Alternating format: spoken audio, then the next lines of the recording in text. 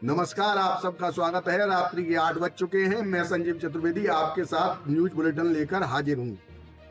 आज हम बात करेंगे एक ऐसे मुख्यमंत्री की जो घुसपैठियों के मारे इतना त्रस्त है कि उसने दूसरे प्रदेश के मुख्यमंत्री को अपने यहाँ अपने प्रदेश में एक पर्टिकुलर जगह पर जाने के लिए मना कर दिया। उसने कहा कि यहाँ पर जो घुसपैठिए हैं वो दंगा कर सकते हैं, वो ऐसी स्थितियां उत्पन्न कर सकते हैं तो सुरक्षा व्यवस्था भंग हो जाए। दूसरा वीडियो हम दिखाएंगे जो नई संसद बनाई गई है, उसमें पानी लीक हो गया बरसात में, जिसके ऊपर आपके सांसद संजय सिंह ने प्रेस कॉन्फ्रेंस करके इस पूरे प्रकरण में कुछ आरोप लगाए हैं और हम ये चाहेंगे कि आप इन आरोपों को सुने और कमेंट में बताएं कि ये आरोप सही है अथवा नहीं।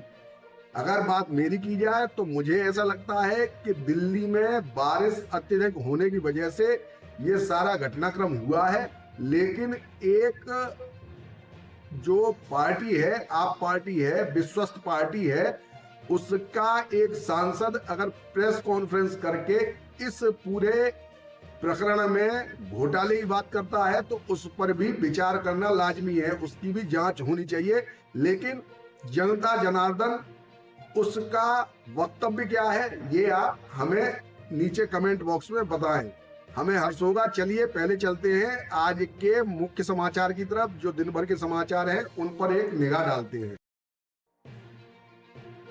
श्रीलंका और भारत के बीच पहला एक दिवसीय अंतर्राष्ट्रीय मुकाबला।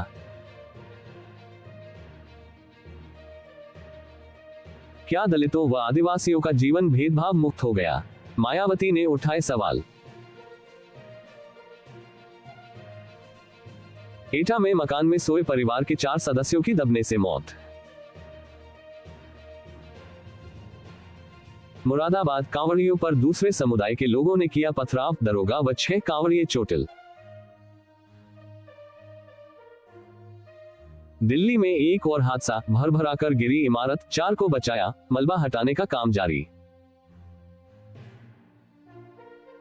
दिल्ली में फिर मिली स्कूल को बम से उड़ाने की धमकी, मचा हड़कंप, छात्रों को भेजा घर। हापुड़ में हादसा, ट्रैक्टर ट्राली पलटी, 2 कांवड़ियों की मौत, 16 से ज्यादा लोग हुए घायल। हिमाचल में बादल फटने से 46 लोग अभी भी लापता, राजबंद में 2 शव मिले, बचाव कार्य जारी। सीबीआई करेगी दिल्ली कोचिंग हादसे की जांच। एयर इंडिया ने इसराइल के लिए उड़ान सेवाएं रोकी, पश्चिम एशिया में बढ़ते तनाव के चलते फैसला। आम आदमी के लिए बड़ी राहत, आलू प्याज टमाटर के दाम हुए कम।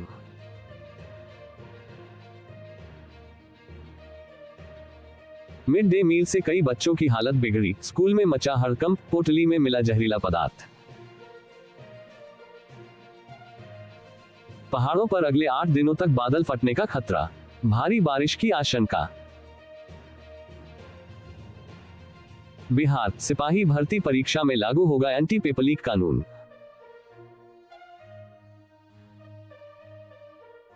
इलेक्टोरल बॉन्ड योजना की जांच के लिए एसआईटी गठित करने की मांग खारिज, सुप्रीम कोर्ट का फैसला।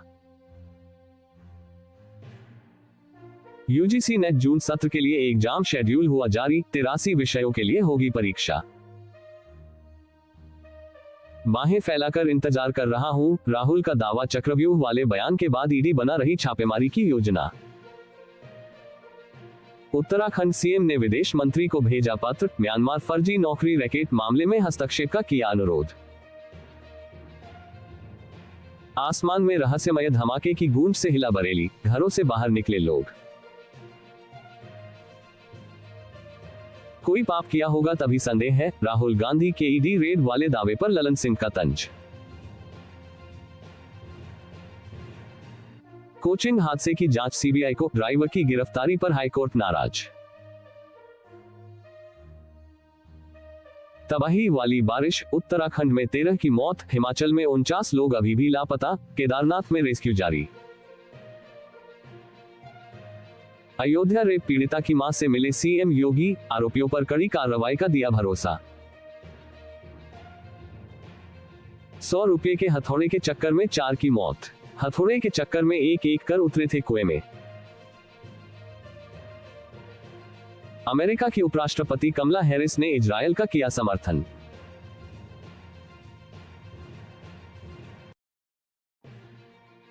तो ये थे आज के दिन भर के समाचार। अब हम चलते हैं, आपको दिखाते हैं एक मुख्यमंत्री कितना असहाय है।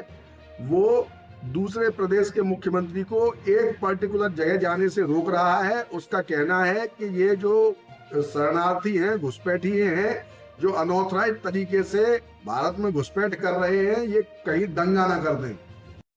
और परमेश्वर का पास आ जाना चाहिए, उनको देना ही पड़ेगा।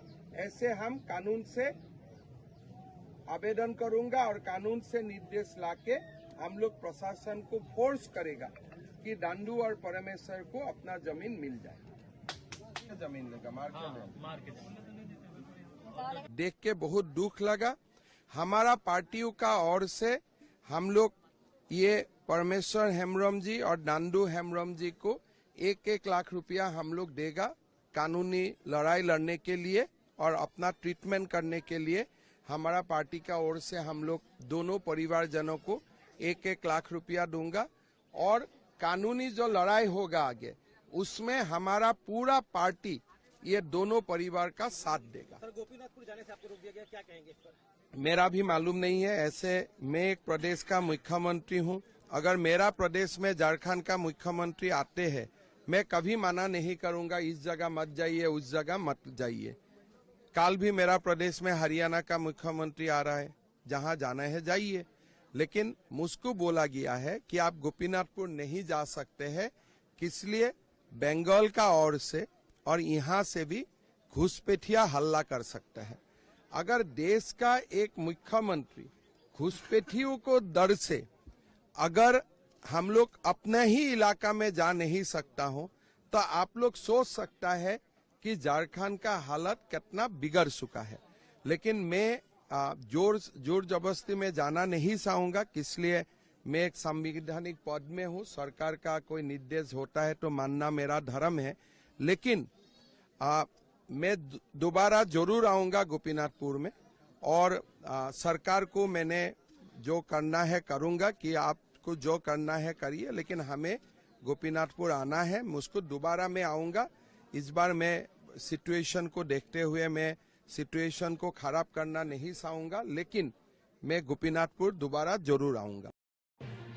हाल ही में झारखंड के मुख्यमंत्री ने आसाम के मुख्यमंत्री हेमंत बिस्वा शर्मा को गोपीनाथपुर जाने से मना कर दिया।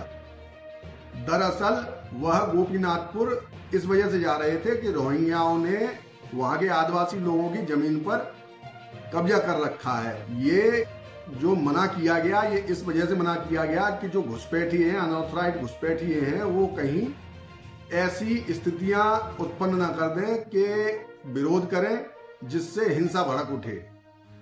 जब एक मुख्यमंत्री घुसपैठियों के डर से किसी दूसरे राज्य के मुख्यमंत्री तक को जाने से रोकता है, तो ये चिंता का विषय है। अगर बात की जाए आम नागरिकों की, तो वहां पर ये स्थिति कितनी भयानक होगी, इसको समझना बहुत आवश्यक है। जो मैं आपको बार बार ये रिपोर्टें दिखाता हूं, उससे मेरी मंशा ये है कि आप भी ऐसे घुसपैठियों से, जो अनऑथराइज्ड घुसपैठिए हैं, उनको समझें और उनसे क्या क्या परेशानियां आने वाली हैं इस पर ध्यान दें। क्योंकि ये जो घुसपैठिए हैं, ये आपके सगे नहीं हैं, ये अपने देश को छोड़कर आए हैं और ये लगातार अपनी जनसंख्या बढ़ा रहे हैं, अपनी ताकत बढ़ा रहे हैं। और उस ताकत के बल पर जो हिंदुस्तान के नागरिक हैं, जो सालों से, वर्षों से, या कहा जाए कि जो यहाँ पे पैदा हुए, अपनी कई पुश्तों से यहाँ पर रह रहे हैं, उनके ऊपर अनऑथराइज्ड दबाव बनाते हैं। उनको दमन करने की इनकी मंशा है। उनके मकान छीन लेना, उनकी जमीन छीन लेना, इन सारी चीजों से ये अपने आप को बढ़ाते जा रहे हैं और भारतीय नागरिकों को इससे भविष्य में बहुत ही परेशानियां उठानी पड़ सकती हैं। स्थानीय समुदायों के लिए कई तरह की परेशानियां खड़ी होंगी, जिसमें सबसे पहले घुसपैठियों के बढ़ते बल से आपराधिक घटनाओं में वृद्धि दिखाई देगी और जैसा कि देखने को भी मिल रहा है, साथ में स्थानीय प्रशासन और पुलिस पर दबाव बढ़ेगा और कानून व्यवस्था की स्थितियां बिगड़ती दिखाई देंगी। अगर बात की जाए अन्य समस्याओं की, तो सामाजिक अस्थिरता पैदा होगी। जब इनकी पॉपुलेशन बढ़ जाएगी तो ये दमन की नीति करेंगे, जिससे बड़ी संख्या में स्थानीय समुदाय में तनाव और संघर्ष बढ़ेगा, यानी कि आपसी हिंसा में वृद्धि देखने को मिलेगी। बहुत सारी जगह दंगों का कारण भी इनकी बढ़ती जनसंख्या बनेगी, जिससे समाज में शांति और सौहार्द की स्थिति प्रभावित होगी। तीसरी अगर समस्या की बात की जाए तो यहाँ पर भारत के अंदर आर्थिक दिक्कतें भी आएंगी, क्योंकि भारत की जनसंख्या पहले से ही ज्यादा है, इतने संसाधन रोजगार के नहीं है। लेकिन जो अनऑथराइज्ड घुसपैठिए आ रहे हैं वो अपनी संख्या को इसलिए भी बढ़ाना चाहते हैं कि वो यहाँ पर कब्जा कर सकें। उनकी स्थितियां हमेशा इसकी रही कि वो कब्जा कर लें, तो कब्जा करने के लिए वो अपनी जो संख्या बल है उसको बढ़ाएंगे। उसको बढ़ाने के लिए ये सरकार के ऊपर एक प्रेशर क्रिएट होगा कि इतने लोगों को रोजगार कहां से दिया जाए। जो रोजगार हैं उनको अपनाएंगे तो बहुत सारे ऐसी स्थितियां उत्पन्न होंगी कि जो हमारे बच्चे हैं, जो हमारे युवा हैं, उनको किसी भी प्रकार के रोजगार में ये कंपटीशन देने के लिए तैयार हैं, क्योंकि इनको पैसे से बहुत ज्यादा मतलब नहीं है। ये थोड़े से पैसे में गुजारा कर सकते हैं, क्योंकि ये शरणार्थी हैं और ये अपने आप को बढ़ाने का कार्य कर रहे हैं। जो समस्याएं हैं उनको मैं बार बार आपके सामने उठा रहा हूं। सरकार को भी इस पर ध्यान देना चाहिए, साथ में आपको भी एकजुट होकर इनसे मुकाबला करने की आवश्यकता है। जब तक हिंदू नहीं जागेगा तब तक कोई भी लाभ होने वाला नहीं है, क्योंकि जितने भी राजनीतिक दल हैं वो केवल अपनी वोट बैंक के हिसाब से अपनी रोटियां सेकने का कार्य करते हैं, उन्हें इससे कोई लेना देना नहीं है।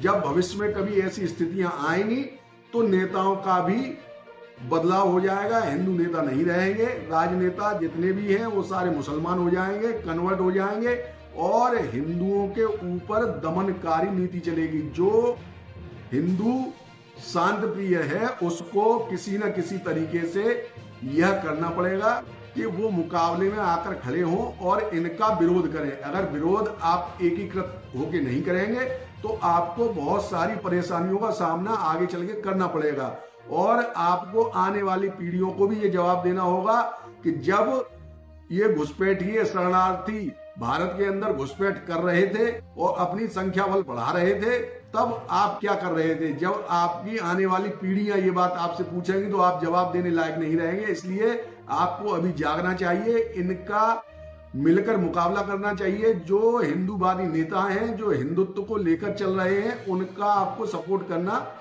बहुत जरूरी है। मैं वोट बैंक के हिसाब से नहीं बोलता, ये आपको अपनी स्वयं के अंदर से जो आत्मा की आवाज निकलती है उसके हिसाब से आपको ये सोचना चाहिए, क्योंकि दिल हमेशा ठीक बोलता है, दिल कभी भी झूठ नहीं बोलता। तो आप थोड़ा सा दिल से सोचें तो आपको इन समस्याओं का समाधान बिल्कुल मिलेगा।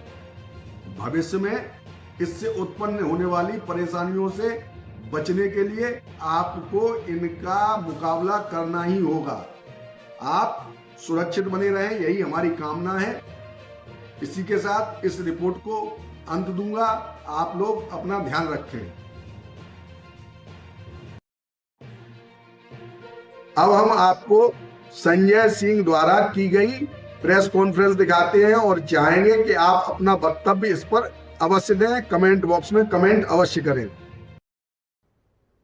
और एक कंपनी जिसका नाम सामने आ रहा है, इसमें एक महोदय हैं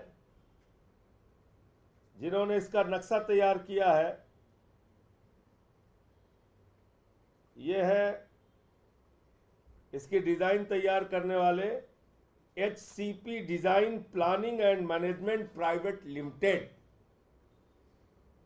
ये है मिस्टर बिमल पटेल और ये गुजरात से आते हैं। तो ये मैं चाहता हूं कि एक पहली बारिश भी अगर देश की संसद नहीं झेल पा रही है, आप सोचिए भ्रष्टाचार की पराकाष्ठा कितनी है। भारतीय जनता पार्टी सर से लेकर पांव तक भ्रष्टाचार में डूबी हुई है। हर जगह इनको रिश्वत चाहिए, हर निर्माण में इनको रिश्वत चाहिए। करीब करीब 3.2 लाख करोड़ रुपए का ठेका इन्होंने उन कंपनियों को दिया जिन्होंने इलेक्टोरल बॉन्ड के जरिए भाजपा को रिश्वत दी है। इस देश के लोगों की जिंदगी जोखिम में डालकर भारतीय जनता पार्टी के लोग रिश्वत खा रहे हैं। कम से कम इतना तो सोच लेते कि संसद में मोदी जी बैठते हैं, अमित शाह जी बैठते हैं, वहां भी रिश्वत खा ली। पहली बारिश में ही संसद टपकने लगी। बाहर पेपर लीक कराते हो, अंदर संसद लीक कराते हो। और तो और छोड़िए, प्रभु श्री राम को भी नहीं छोड़ा इन लोगों ने। प्रभु श्री राम का मंदिर पहली बारिश में गर्भगृह में टपकने लगा, पानी बरसने लगा, वहां पे गिरने लगा। तो ये हालात है आप लोगों के सामने, आप देख सकते हैं। तो ये थे आज के समाचार। कल 8 बजे फिर मुलाकात होगी, तब तक के लिए नमस्कार।